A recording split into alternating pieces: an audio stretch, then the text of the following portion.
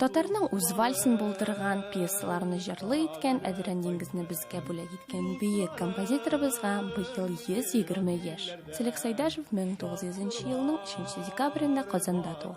Фортепиано телен аңлаган композитор Кызыл армия сафларында хезмәт итеп кайткач, Галискар Камал исемендәге Татар дәүләт академия театрына дирижер һәм музыкаль җитәкче буларак эшкә урнаша. Монда аның карьерасы башланып китә. Бүгенге көндә аның истәлегенә Сәйдәш йокысызлык дип исемләнгән спектакль куелды. Минемчә, без гомумән бу спектакльне яшьләр өчен әзерләдек һәм яшьләр бу спектакльдән соң хотя бы Википедиягә кереп, Салих Сайдашев ничек яшәгән икән, кем булган икән, аудиозаписларын тыңлап, инде әзерләнгән тамашачы, белгән тамашачы, ул инде нәкъ менә шул секундта үз хисләрен тоя, бөтен күләмдә тоя алыр дип уйлыйм. Белмәгән тамашачыга бу нәкъ бик әйбәт стимул булыр дип уйлыйм. Салих Сайдашевның биографиясын өйрәнү. Бүгенге көн сәнгате, сәнгате һәрвакыт шундый полярный була. Ул менә без күрдек, аңладык, белдек, менә шулай булган, шулай белгән, шулай яшәгән, шулай язган, ярар аңлашылды.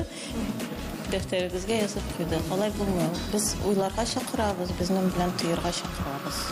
Спектакль сәхнәдә куелмый, дөресрәге сәхнәдә генә түгел, бөтен театр бинасы буйлап куела. Сәйдәшнең тормыш юлы символик образлар ярдәмендә сөйләнә. Һәм бу әлбәттә тамашачылар өчен яңалык.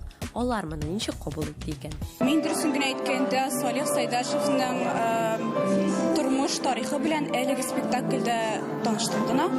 Һәм шуңа да бу спектакльне тулы эчтәлекле, шул хәтле тулы эчтәлекле булыр дип уйламаган идем. Сәйдәш йокысызлык спектакле сюжеты белән генә түгел, актерлар составы белән дә шаккаттыра. Монда Татарстанның атказанган артистлары белән бер рәттән яшь актерларны да күрергә була. Шул исәптән җырчы Зарина Вилданова һәм Казан театры училищесы студентларының беренче чыгышлары. Бу актерлар лабиринты. Спектакль өчен ни өчен нәкъ менә лабиринт жанрын сайларга булдылар икән?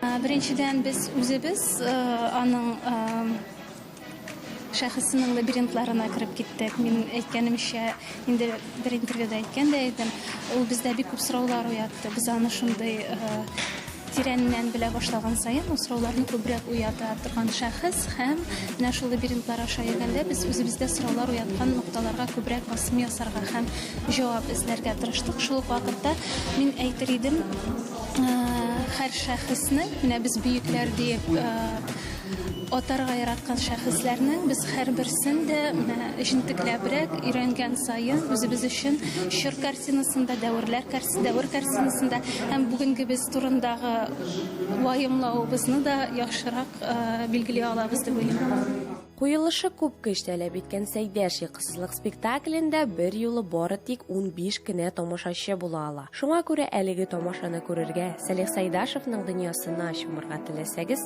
ашыгыгыз.